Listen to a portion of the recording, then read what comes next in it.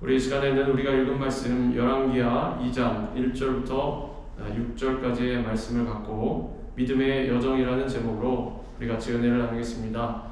제목을 따라합니다. 믿음의 여정. 믿음의 여정.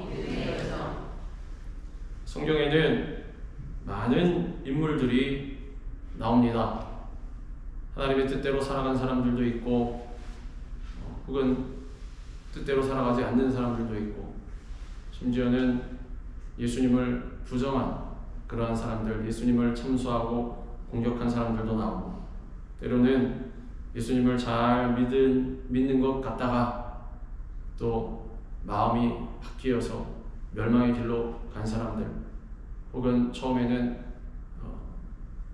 주의 길로 가지 아니하다가 예수님을 참소하고 공격하는 자리에 있다가 다시 변화받아서 죽기까지 주님께 충성하였던 혹은 그러한 인물들, 여러 사람들이 등장을 합니다.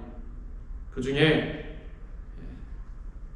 이 세상의 육신의 죽음을 통과하지 않고, 죽음의 순간 그 죽음을 겪지 않고 하나님께 하늘로 들림을 받은 사람이 둘이 있었는데, 하나는 우리가 잘 알고 있는 대로 에녹이고 하나는 엘리야입니다. 성경은 에녹에 대해서는 65세에 무드셀라를 낳고 300년 동안 하나님과 동행하다가 365살에 죽음을 겪지 않고 하나님께로 들림을 받은 그러한 인물로 소개하고 있습니다. 그리고 한 사람 엘리야에 대해서는 그보다 좀 더 많은 부분을 할애하여서 일생과 사역과 그리고 주님께 들림받는 승천하는 모습을 자세히 기록하고 있습니다. 우리 때로 그런 생각합니다. 야, 나도 저렇게 되었으면 좋겠다. 육신의 죽음의 순간 누구도 두렵지 않습니까? 그렇지 않습니까? 두렵습니다. 그래서 우리는 이 육신의 생명을 지키기 위해서 발버둥을 치기도 하고 또 세상과 타협하기도 하고 여러 가지 연약한 모습을 보이는 만큼 우리가 갖고 있는 소원 중에 또 하나가, 야, 에녹과 같이 엘리야와 같이 그렇게 죽음을 보지 않고 하나님께 그냥 싹 들려서 구름 타고 이렇게 올라갔으면 좋겠다. 그것은 물론 주님의 뜻에 달려있지만은 이들의 공통점이 무엇이었습니까? 늘 하나님과 동행했다라는 거죠. 에녹도 엘리야와 같이 이렇게 많은 부분이 성경에 나와 있지 않지만은 확실하게 나와 있는 것은 하나님과 동행했더라. 365세 사는 날 동안 계속해서 하나님과 동행했더라. 엘리야도 마찬가지 중간중간에 연약한 면도 있었습니다. 그러나 그 모든 면도 다 하나님 안에 있었다라는 거죠. 하나님을 떠난 적은 없습니다. 계속해서 탄식하고 울부짖고 기도하더라도 또 어느 날엔 기뻐서 즐거워서 뛰더라도 항상 하나님과 동행했다는 것입니다. 엘리야는 하늘로 들림을 받기 전에 길갈과 베델 그리고 여리고를 거쳐서 마지막으로 요단으로 갔습니다. 이것을 거치는 동안에 제자 엘리사가 엘리야와 계속해서 동행했습니다. 오늘 이 시간엔 엘리야가 엘리사와 함께 마지막으로 이것들을 다녀간 의미를 우리가 잘 살펴보고 우리가 어떻게 주님을 따라가야 하는지를 상고해보고 깨닫기 원합니다. 엘리야는 승천하기 전에 제일 먼저 길갈로 갔습니다. 길갈이라는 곳 성경에도 자주 나오지 않습니다. 이스라엘에게 있어서는 아주 역사적으로도 의미가 있는 그러한 장소였습니다. 모세의 인도 아래에서 애굽을 나온 이스라엘 백성들은 처음에 이 약속의 땅으로 들어가기 전에 하나님 믿지 못하고 의심하고 원망불평하고 부정적인 말을 하고 범죄하여서 뒤로 돌아 광야로 다시 들어가서 40년 동안을 광야에서 방황을 했습니다. 근데 40년 광야 생활을 마치고 여호수아의 인도 아래 다시 한번 가나안에 들어갈 수 있는 그런 기회를 잡았습니다. 하나님께서 허락하신 것입니다. 그래서 가나안 정복을 앞두고 홍해를 가르듯이 기적적으로 요단강을 건넌 이스라엘은 이제 가나안 땅 본격적으로 쳐들어가기 전에 진을 친 곳이 바로 길갈이었습니다. 길갈에 진을 친 이 여호수아 이스라엘 백성들은 지파수대로 어떻게 했습니까? 요단강을 건널 때 돌을 취했습니다. 덮개를 메고 먼저 제사장들이 요단에 발을 딱 들이면 첨벙첨벙 들어가니까 요단강이 쫙 갈라지지 않았습니다. 그래서 덮개를 메고 요단강 제일 가운데 섰습니다.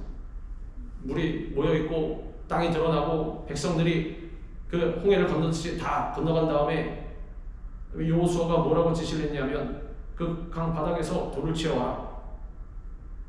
그래서 건넌 다음에도 쌓고 그 강 중앙에도 쌓고 12돌을 취해서 기념비를 세웠다라는 것입니다. 요단강 물을 가르심의 증거로 기념비를 세우고 하나님께 예배했습니다. 이스라엘 백성과 후손이 강의 길을 내어 육지 위를 걷듯이 강을 건너게 하신 하나님의 은혜를 기억하고 하나님을 경외한 것입니다. 이스라엘 백성이 하나님의 전능하신 손길을 통해서 구원을 받은 것처럼 우리 또한 하나님의 도우심으로 어려움을 이겨낸 날들이 많이 있습니다. 자, 이스라엘 백성들 40년 동안 광야를 헤맬 때, 아니 그 전에 홍해를 건널 때에도 또 광야를 헤맬 때에도 누가 이들을 먹여 살리셨습니까? 하나님께서 다 먹여 살리셨습니다. 가면서 이방 민족을 명민족 상대를 침투에 들어가가지고 먹을 것을 뺏고 약탈하고 뭐 그리 살았습니까? 옷도 빼앗고 야 나도 신도 빼앗고 그렇게 안 살았습니다. 우린 그러지 않습니까? 아 이런 걸 얻으려면 나서 뺏어야 되겠구나, 나서 쟁취해야 되겠구나. 그게 아니라 이들은 하나님의 명령에 따라서 구름 기둥이 가면 가고 머무르면 머무르고 또 가면 가고 머무르면 불기둥이 가면 가고 머무르면 머무르고 어찌 보면 로봇과 같지 않습니까? 로봇 자유의지가 없는 로봇. 근데 하나님께서 원하시는 삶이 이것입니다. 때로는 물론 로봇같이 살라는 것은 아니에요. 근데 우리가 볼 때 로봇 같은 때가 있습니다. 야 내가 이렇게 시킨 대로만 해야 되나? 시킨 대로 해야 됩니다. 이스라엘 백성처럼. 안 그러면 어떻게 됩니까? 뒤로 돌아 광야로 들어가는 거죠. 훈련받는 것입니다. 40년 동안 하루를 1년으로 계산해서 정탐한 기간 40일 하루 1년으로 계산해서 니네 40년 동안 징계를 받는 것입니다. 훈련을 받는 것입니다. 그런데 이스라엘 백성들이 이 기간조차 누구의 도우심으로? 하나님의 돌보심과 도우심으로 살아갈 수 있었다는 것입니다. 우리 또한 하나님의 도우심으로 어려움을 이겨낸 날들이 많이 있습니다. 우리 뜻대로, 우리의 재주대로, 우리의 지혜대로 내가 생겨 먹은 대로 그렇게 살아온 것 같지만 그렇지 않습니다. 하나님께서 지켜주시고 인도해 주시고 먹여 살려 주셨기 때문에 이날 이때까지 여기에 올 수 있었다는 사실. 우리 그러지 않습니까? 야 내가 너를 먹여 살렸어. 야 내가 있기 때문에 네가 있는 거야. 부모들 입장에서 자녀에게 그럴 때도 많이 있습니다. 그렇지 않습니까? 물론 틀린 말은 아닌데 진짜 아버지는 누구십니까? 부모에게도 아버지가 있습니다. 진짜 아버지는 하나님이십니다. 올라가 보면 성경에도 나와 있습니다. 왜 가끔가다 계보를 계속 얘기하냐면 그 위에는 누가 있느냐? 종들을 보고도 말씀하지 않습니까? 상전을 줄여라. 근데 상전도 종들에게 잘해야 되는 것은 너희에게도 상전이 있기 때문에 너희 위에 아무도 없는 줄 알지? 있다. 누구? 하나님께서 계신다는 거죠. 하나님께서 계시기 때문에 우리는 그것을 잊지 말아야 합니다. 고로 누구 때문에 살 수 있었던 것입니까? 지금까지 하나님 때문에 살 수 있었다는 것입니다. 인간의 도움이 있어서 산 것이 아니라 내가 누구에게 또 은혜를 베풀어줘서 그 사람이 산 것이 아니라 모든 것이 하나님의 은혜 때문이었다는 것입니다. 인간의 힘으로는 불가능한 방법으로 문제 해결을 받은 날 눈물 흘리며 회개하여 죄로 가득한 과거를 청산하고 구원받은 날이 있었습니다. 주님 앞에 나온 날이 있었습니다. 이 날들은 우연히 우리에게 주어진 날들이 아니었습니다. 하나님께서 역사하신 날이요 주의 은혜의 해가 비추인 날이었습니다. 만세부 창세 이전부터 하나님께서 계획하고 계신 그러한 날. 즉 무슨 뜻입니까? 나의 결단, 야 내가 멋있게 도안이 뭐다, 내가 이 찍기를 잘해서 하나님 믿게 된 것이 아니라 하나님께서 나를 택하시고 불러주셨다는 것입니다. 그런데 우리 마음속에는 하나님의 은혜를 체험한 이 날들을 잊지 않고 기억하기 위한 기념비가 과연 몇 개나 세워져 있는지, 우리가 과연 기념비라는 것이 무엇입니까? 내가 기억하고 있는 것인지, 이들이 기념비를 이 돌담을 쌓은 이유가 무엇입니까? 기억하라는 것입니다. 하나님의 은혜를 잊지 말고 기억하라. 그래서 어떻게 하라? 후손에게도 전해주라. 결국에 어떻게 되었습니까? 기억 못했습니다. 가나안 땅에 입성한 후에 대를 거쳐 2대 3대 내려가니까 금방 잊어버렸습니다. 그 후손의 후손들은 하나님 몰랐다라는 것입니다. 하나님 몰랐습니다. 왜 그렇습니까? 기억을 못해서, 전해주질 않아서. 사도 바울은 내가 나된 것은 하나님의 은혜라고 고백했습니다. 그래서 사도가 된 것도, 복음을 전하는 것도, 죽음의 위기에서 벗어난 것도 모두 하나님의 은혜임을 고백한 것입니다. 그래서 자신이 받게 되는 모든 칭송과 영광을 하나님께 돌렸습니다. 우리 그러지 않습니까? 하나님께 영광 돌립니다. 돌리면 무슨 나에게 온 것을 싹 돌려서 하나님께 드리는 것입니다. 오면 내가 막 받고 내가 나를 이렇게 올리는 것이 아니라 그 영광을, 그러니까 살다 보면, 사명을 감당하다 보면 영광이 올 것입니다. 분명히 칭송도 박수도 서로 간에 격려해주고 잘했다 칭찬하는 것은 필요한데, 그 영광을 내가 받고 끝나면 그건 빵점입니다. 빵점. 1점도 아니라 빵점. 어떻게 되냐면 그 영광을 이렇게 돌려야 합니다. 돌린다고 그러셨습니다. 누구에게? 하나님께 이렇게 돌려야 하는 거죠. 이게 사도 바울이 그러한 인생을 살았다는 거죠. 사도 바울이 중간에 뭐라 그랬습니까? 내가 어떠한 사도보다 많이 수고했고 고난도 얼마나 많이 받았는지, 몇 번 죽을 뻔했고 몇 번 맞았고 또 몇 번 파선을 하였고 몇 번 굶주리고 몇 번 죽고 쭉 나열했는데, 그러나 그럼에도 불구하고 나의 나된 것은 누구의 은혜라? 오늘 우리가 찬양한 것, 방금 찬양한 것처럼 주님의 은혜라. 즉 무슨 뜻입니까? 내가 한 것은 아무것도 없습니다. 주님, 나는 아무것도 아닙니다. 우리 그러지 않습니까? 가끔 보면 내가 어디 학교 나왔고 무엇을 했고 양력과 저서가 어떻게 되고 이렇게 쭉 나열해서 나 이렇게 위대한 사람입니다 이러지 않습니까?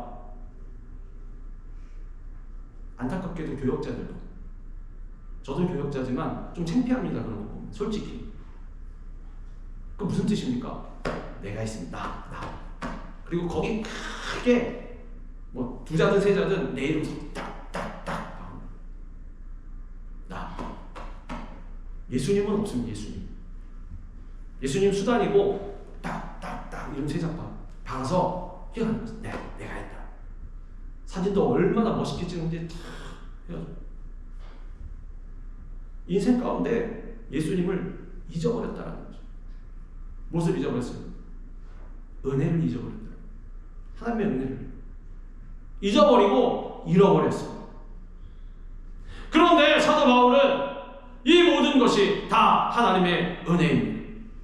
기쁠 때나 슬플 때나 평안할 때나 어려울 때나 한결같이 감사하면서 주님께 충성했습니다. 달려갈 길 나가도록 이 싸움이 마칠 때까지 계속해서 다름질했다라는 것입니다. 다름질이 무엇입니까? 계속해서 달려갔다는. 사람이 무한 뛸 수는 없습니다. 뛰다가 지치기도 하고 걷기도 하고 쉬기도 해야 되는데, 사도 바울은 뭐라고 표현했습니까? 결승선 들어가기까지 나는 다름질한 거예요.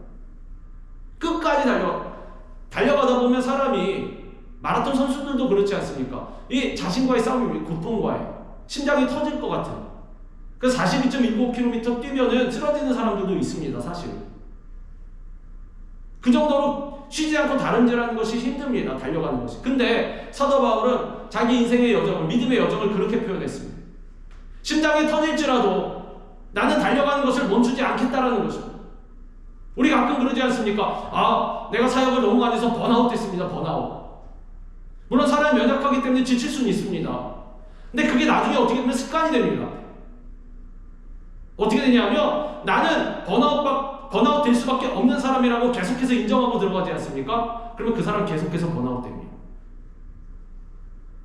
사도 바울은 우리랑 성격이 똑같은 사람이었습니다. 하나도 다른 건 없었습니다.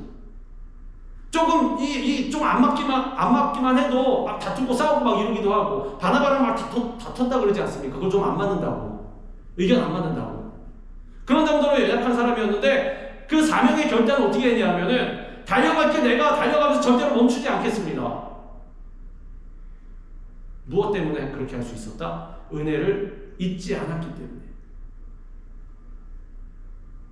달려가다가 심장이 터질 수도 있는데 이 심장 누구 겁니까? 내 겁니까? 하나님 겁니다. 달려가다가 다리를 삐끗해서 넘어질 수도 있는데 그럼 무릎 깨지고 팔꿈치 깨질 것 아닙니까? 무릎하고 팔꿈치 누구 겁니까? 하나님 것입니다.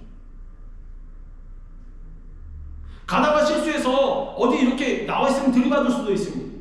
그럼 여기 이게 찢어질 수도 있고 피가 날 수도 있는데 이게 누구 겁니까? 이거 하나님 것입니다. 사도 바울에게 있어서는 이러한 모든 것들이 하나도 아깝지가 않았다라는 거죠. 주님 앞에 다 드릴 수가 있어요. 왜? 어차피 주님 거니까. 나도 나의 나된 것은 나의 정체성은 누구다? 하나님의 소유다. 나의 나된 것은 주님의 은혜가 아니라 나의 나된 것은 나의 공로다. 이게 아니라 어찌 보면 사도 바울에게 있어서는 내 이름 석자 내자 두자도 없었을 것입니다. 내 이름은 중요하지 않습니다. 그냥 나의 나된 것은 하나님의 은혜입니다. 세례 요한 보고 사람들이 당신 누굽니까? 그랬더니 세례 요한이 뭐라고 그랬습니까? 나는 사가랴의 아들로서 제사장의 집안으로서 나는 어떻게 하고 하나님의 무슨 사명, 이게 구구절절 그렇게 나를 피하지 아니하고 뭐라 그랬습니까? 나는 광야에서 외치는 자라. 주의 길을 예배하러 온 사람이다. 나는 그냥 소리를 부른다. 나는 소리로, 주의 길을 예배하는 소리로 나의 존재를 부정했습니다. 그게 뭐냐면 바울이 얘기한 나를 부인하는 것. 나를 부인하고 주님 따라가는 것. 나의 나된 것은 하나님의 은혜라. 하나님의 은혜를 잊지 않고 주님께 영광 돌려야 하는 것입니다. 하나님께서는 지금도 우리가 하나님을 기억하기를 원하십니다. 구체적으로 하나님의 은혜를 기억하기를 원하십니다. 이스라엘 백성들은 길갈에 기념비를 세운 후에 할례를 행했습니다. 자, 이제 요단을 건너고 길갈에 돌단을 쌓았습니다. 그리고 바로 쳐들어간 것이 아니라 어떻게 했습니까? 할례를 받았습니다. 할례는 하나님의 선민이라는 증표입니다. 하나님과 언약 관계에 있음을 나타내는 상징입니다. 오늘날의 세례와 의미가 같을 것입니다. 하나님께서는 광야 생활 중에 할례를 받지 못한 이스라엘 백성들에게 할례를 명하셨습니다. 애굽 종살이 때 멸시천대의 수치가 사라지고 하나님의 자녀됨의 권세가 회복되었음을 그 몸에 새기고 알려주신 것입니다. 1세대는 할례를 받았습니다.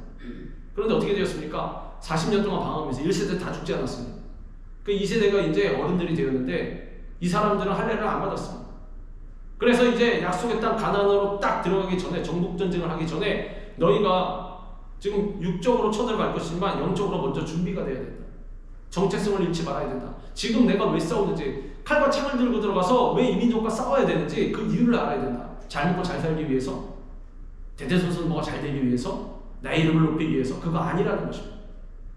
하나님의 은혜, 하나님을 기억하고 하나님 잘 섬기기 위해서 이 땅에 들어왔다라는 것입니다. 처음에 출애굽할 때 목적이 무엇입니까? 바로에게 가서 뭐라 그랬습니까?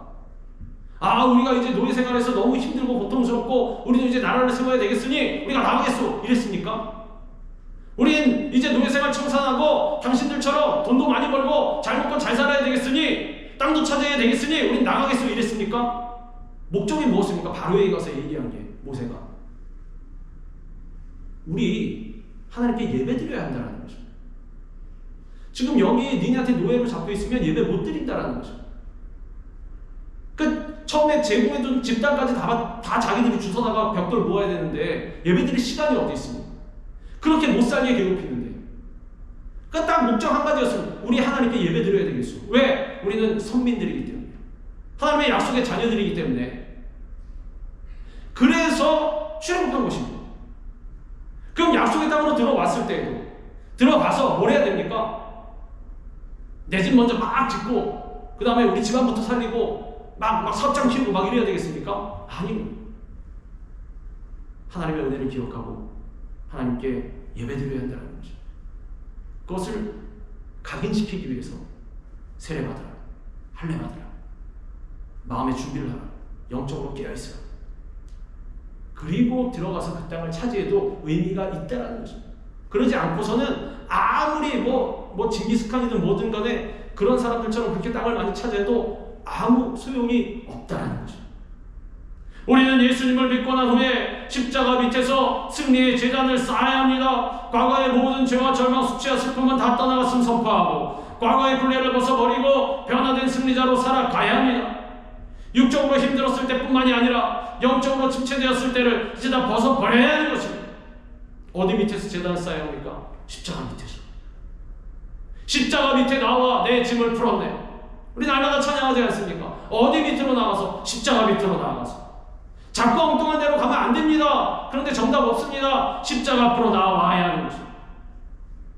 이제는 예수님의 십자가의 은혜로 가난과 질병의 고통에서 해방되고 영원한 하늘나라를 상속한 천국 백성으로서 주 안에서 변화된 새 사람의 모습으로 살아갈 수 있어야 하는 것입니다. 길갈에 머물렀던 엘리야는 다시 베델로 옮겨갔습니다. 엘리사와 같이 베델은 하나님의 집이라는 뜻입니다. 아브라함이 갈대아우르를 떠나서 가나안에 도착하여서 처음으로 제단을 쌓은 곳이 이 베델인 것입니다. 그리고 베델 우리가 잘 알고 있는 대로 또 무엇이 있습니까? 야곱이 에서를 피해서 라반에게로 도망치던 중에 외삼촌의 집으로 가는 중에 중간에 하나님을 만난 장소. 돌베개를 베고 이렇게 자고 있는데 무슨 환상이 보였습니까? 사다리가 내려와서 하나님의 천사들이 오락내리락 한 장. 그래서 거기다 단을 쌓은 것입니다. 하나님께 제사드렸습니다. 하나님 예배드렸습니다. 그것이 바로 베델인 것입니다. 하나님을 만난 장소, 형에게 쫓기는 와중에 하나님을 만난 장소. 베델에서 하나님께서는 돌베개를 베고 잠든 야곱에게 나타나셔서 약속하셨습니다. 내가 너와 함께 있어. 내가 어디로 가든지 너를 지키며 너를 이끌어 이 땅으로 돌아오게 할지라. 내가 네게 허락한 것을 다 이루기까지 너를 떠나지 아니하리라. 야곱은 하나님을 만난 것을 기념하기 위해서 돌기둥을 세우고 기름을 부은 후에 그곳을 베델이라고 불렀습니다. 베델은 하나님을 만나는 장소입니다. 하나님의 축복해 주시는 장소입니다. 야곱에게 있어서 베델은 은혜의 자리이자 기도의 자리였습니다. 새로운 결단과 서원의 자리였습니다. 하나님의 응답이 있는 그런 복된 자리였다는 거죠. 우리도 마찬가지로 구원받은 우리도 이제 하나님의 집에 거하는 삶을 살아야 하는 거죠. 교회를 사랑하고 예배드리기에 힘쓰는 자들이 되어야 하는 거죠. 하나님께서 세우신 집입니다. 교회는. 그래서 지금 이 시간도 우리가 나와서 모여 있는 것 아닙니다. 나중에 야곱이 어떻게 됩니까? 갔다가 많은 식솔들과 재산을 거느리고 왔을 때 에서를 맞닥뜨리지 않습니다. 근심 걱정하고 막 그랬는데 하나님께서 걱정하지 마라. 그래서 천사와 씨름하는 중에 한도뼈가 탈골되고 그 대신 이스라엘이라는 이름을 얻었습니다. 그 에서를 만나서 화해를 하고 에서가 먼저 가고 나중에 내 형에게 가겠습니다 하고서는 엉뚱한 곳으로 가서 숲곳에다가 진을 치고 집을 짓고 거기서 살려고 그랬는데 어떻게 되었습니까? 그 딸 디나가 그 하몰의 아들 세겜과의 불미스러운 일로 인해서 자칫 잘못하면 집안이 풍비박산 날 뻔한 그런 그 민족들을 다 아들들이 혈기가 왕성하여서 죽여버리고, 야, 이러한 비극이 우리 집안에 들어왔다라니. 그때 하나님께서 뭐라 그러셨냐면 야곱 보고, 야, 넌 베델로 가라. 하나님이 직접 명령하셨습니다. 베델로 가서 베델에서 단을 쌓고 하나님께 예배드려라. 지시도 하나님 다 하셨습니다. 너 베델로 가서 나한테 예배드려라. 네 지금 왜 이러고 있느냐. 엉뚱한 곳으로 갔다라는 것입니다. 다시 그래서 베델로 갑니다. 베델로 가서 하나님께 단을 쌓고 예배드리니까 그곳에서 하나님께서 뭐라고 하시냐면 한 번 더 말씀하십니다. 너의 이름 이제부터 야곱이라 부를 것이 아니고 이스라엘이라. 베델이 하나님 만나는 장소인 것입니다. 이스라엘이라는 이름을 다시 한번 또 확인시켜 주셨습니다. 우리도 마찬가지입니다. 하나님의 전으로 나와서 예배드리기에 힘쓰는 자들이 되어야 하는 것입니다. 예배는 영성의 기초이자 부흥의 비결입니다. 능력의 원천이 되는 것입니다. 그러므로 우리는 하나님과의 교통에, 하나님과의 영적인 교통에 생명을 걸어야 하는 것입니다. 그럴 때 하나님의 온전케 하시는 은혜를 받게 되는 것입니다. 그런데 하나님과의 만남의 장소였던 베델에 이 북이스라엘의 여로보암은 무엇을 했습니까? 금송아지를 만들어 세웠습니다. 이스라엘 백성들로 하여금 우상 숭배의 죄를 범하게 만들었습니다. 그 결과 북이스라엘은 어떻게 되었습니까? BC 722년에 아수르에 의해서 나라가 멸망당하고 말았습니다. 나라가 사라진 것입니다. 이것은 하나님을 섬기지 않고 금송아지를 섬길 때 심판이 임했다는 것입니다.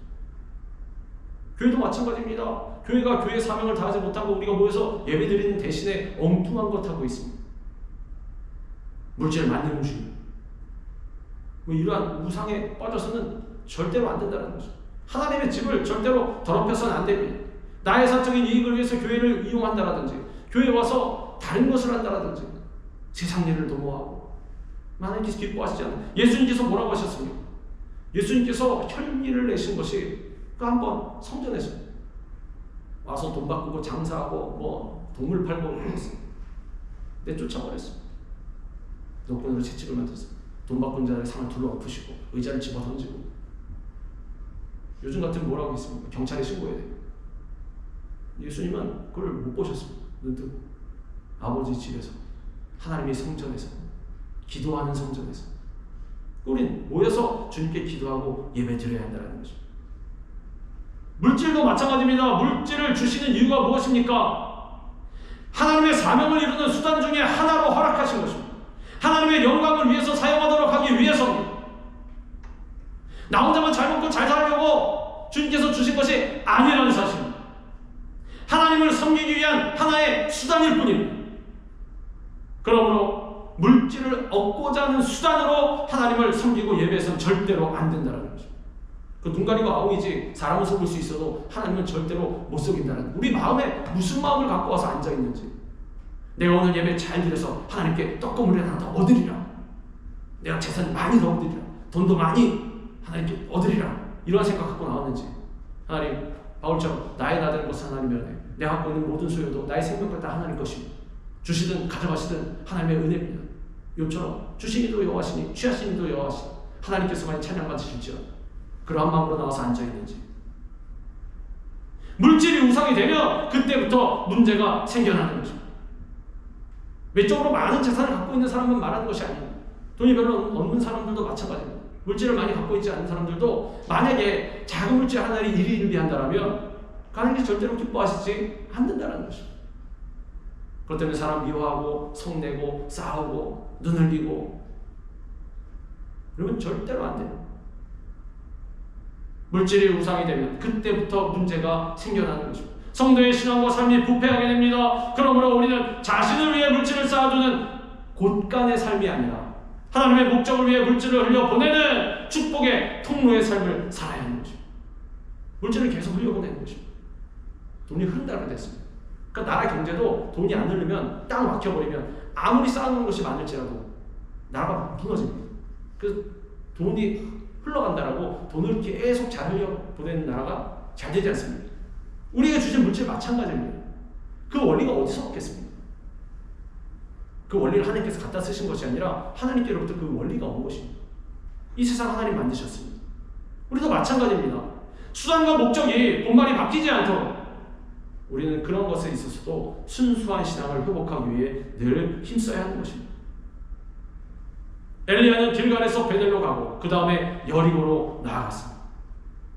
여리고는 향기라는 뜻이랍니다. 여리고가 아름다운 오아시스가 있었고 또 세계에서 가장 오래된 성 중에 하나랍니다.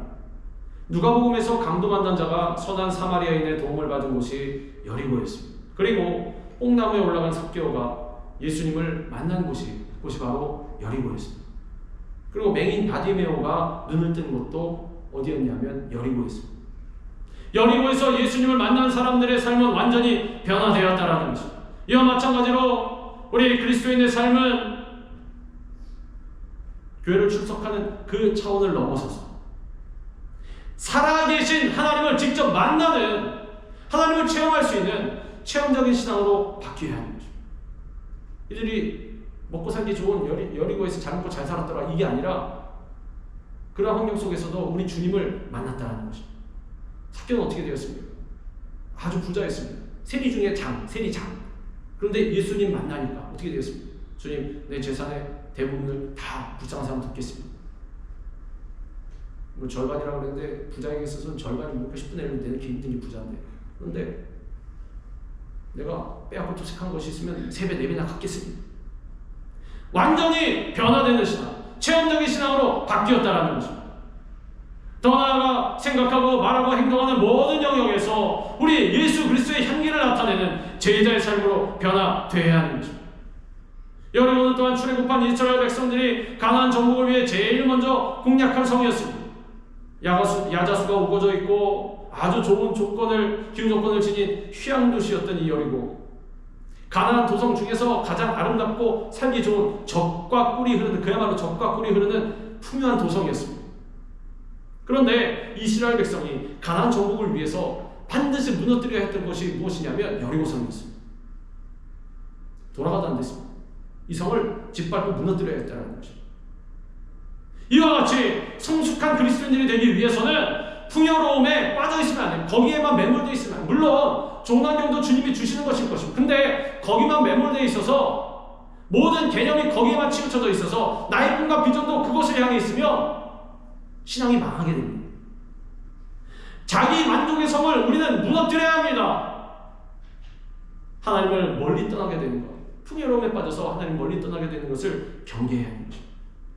제가 전에도 말씀드렸듯이 사탄은 이젠 고난과 역경으로 우리를 공격하지 않고 무엇으로 공격합니까? 더 많이 넘어지는 것, 풍요로움으로 공격하는 것입니다.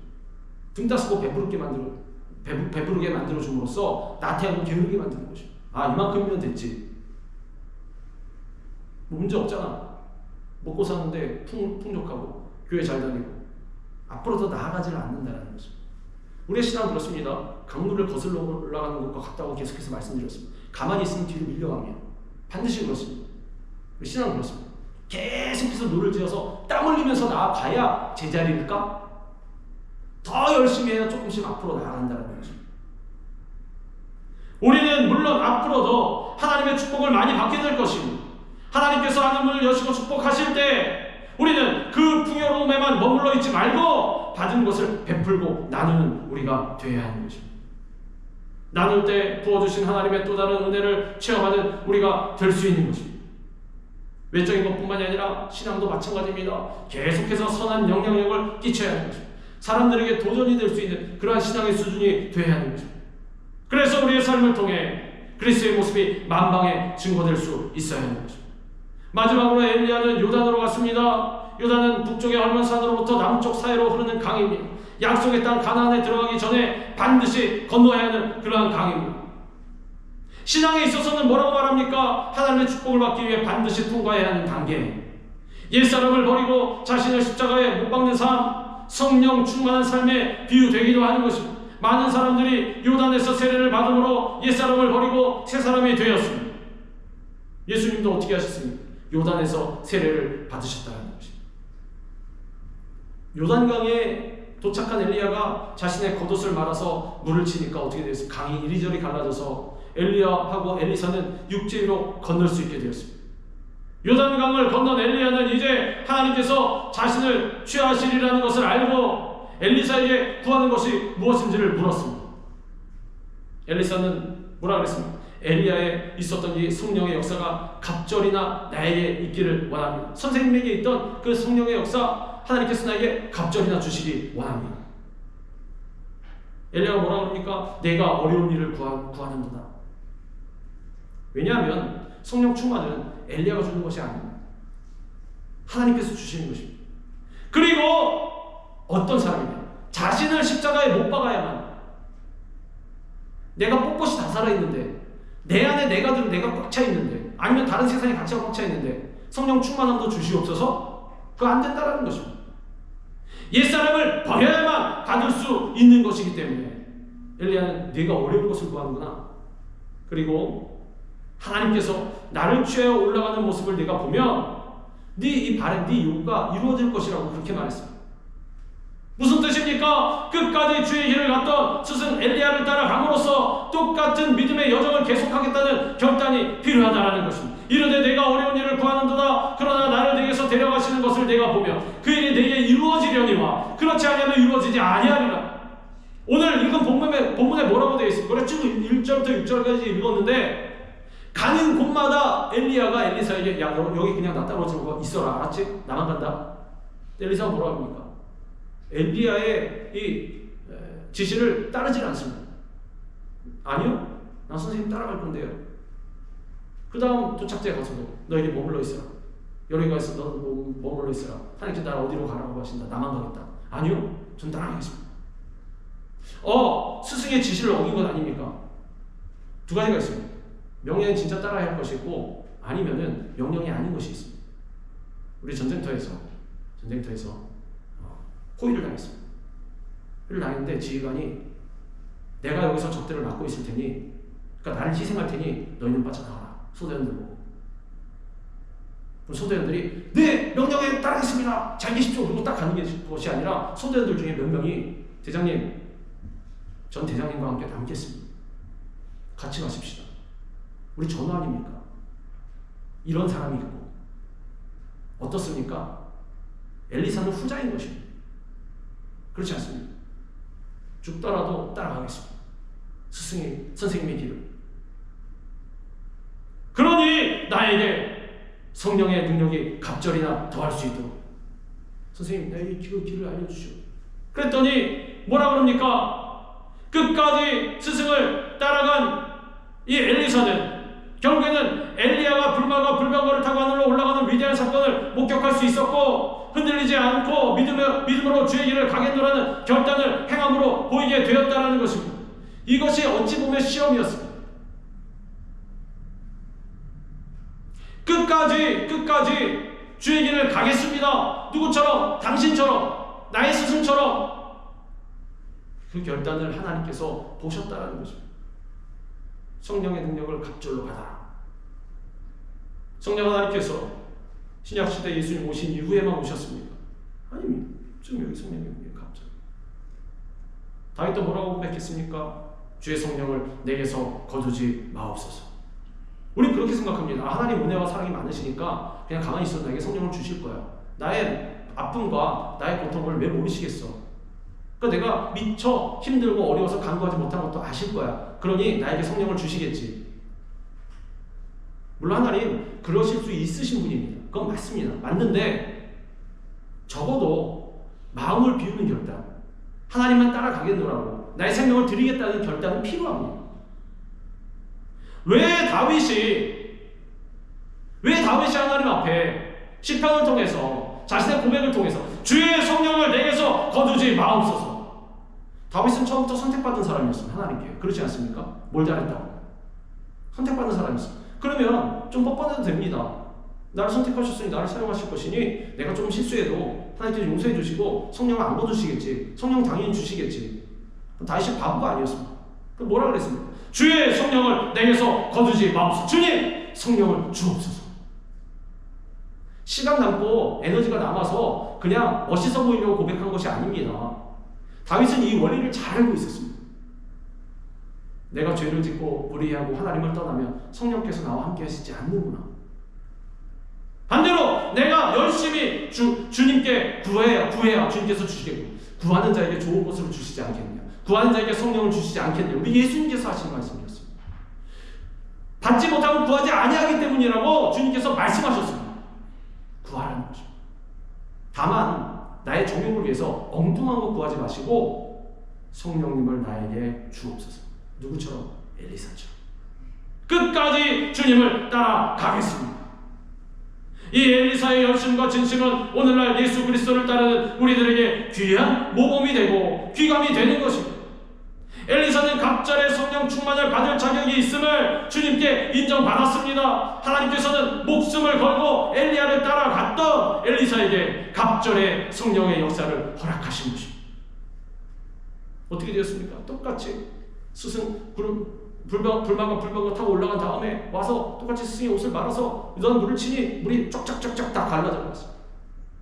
하나님의 성령의 능력이 임했다는 것입니다. 이와 같이 하나님께서는 자기를 포기하고 하나님의 것을 구하는 자에게 성령의 능력과 은혜를 부어주시는 것입니다. 지금 우리는 어느 지역에 머물고 있습니다. 다른 곳으로 가면 절대로 안 된다는 것입니다. 엘리사가 길갈에서 베델로 가고 베델에서 여리고로 가고 여리고에서 요단까지 엘리야를 따라간 것처럼 우리 모두 믿음의 여정을 따라서 우리 주님만을 온전히 바라보면서 영적 성장을 이루어야 할 것입니다.